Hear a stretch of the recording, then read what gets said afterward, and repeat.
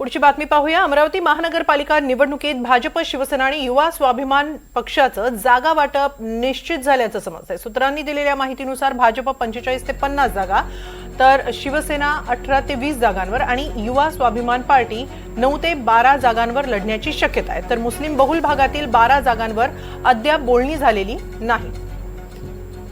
याबाबत अधिक माहिती घेऊया आमचे प्रतिनिधी शुभम बायस्कर यांच्याकडून। शुभम, अमरावतीमध्ये महायुतीचं काय ठरतंय नेमकं? अमरावतीमध्ये महायुती होणार आहे याची जवळजवळ चर्चा जी आहे ती अंतिम टप्प्यात आलेली आहे। मात्र महायुतीमधला प्रमुख घटक पक्ष म्हणजे अजितदादांची राष्ट्रवादी मात्र यामध्ये नसणार आहे। रवी राणांचा युवा स्वाभिमान पक्ष, भाजप आणि शिंदेची शिवसेना असं एकत्रित निवडणुका अमरावतीमध्ये लढवणार आहेत। जवळजवळ या तीनही पक्षांचं एकमत झालेलं आहे। 45 ते 50 जागेवर भाजप लढणार आहे, 18 ते 20 जागेवर शिवसेना आणि युवा स्वाभिमान पार्टीकडनं 9 ते 12 जागाची मागणी करण्यात आलेली आहे। काल नागपुरात या संपूर्ण पदाधिकाऱ्यांची बैठक झाली आणि या नागपुरातील बैठकीनंतर अमरावतीत सध्या बैठक सुरू आहे। भाजपचे निवडणूक प्रमुख जे आहेत आमदार संजय कुटे यांच्या अध्यक्षतेखाली अमरावतीत सध्या बैठक सुरू आहे। तर शिवसेनेचे मंत्री संजय राठोड यांच्या उपस्थितीत देखील शिंदे गटाची थोड्याच वेळात जे आहे ते बैठकीला सुरुवात होणार आहे। अमरावती महानगरपालिकेच्या एकूण 87 जागा आहेत।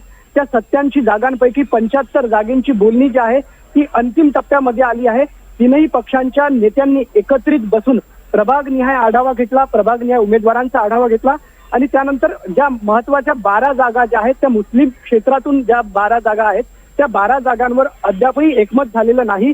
मात्र आज जर पाहिलं तर काही वेळातच हे दोन्ही नेते जे आहेत एकत्रित बसणार आहेत आणि ज्या 12 जागांचा तिढा कायम आहे तो तिढा देखील आज सुटवण्याची शक्यता आहे। त्यामुळे आज सायंकाळपर्यंत भाजप, शिंदेची सेना आणि युवा स्वाभिमान या तीनही पक्षाकडून एकत्रित ज्या जागा कोणाकोणाला कुठल्या जागा सोडायची याची घोषणा होण्याची शक्यता नाकारता येत नाही। हिमाली, नक्की धन्यवाद शुभम, आपण दिलेल्या या सविस्तर माहितीबद्दल।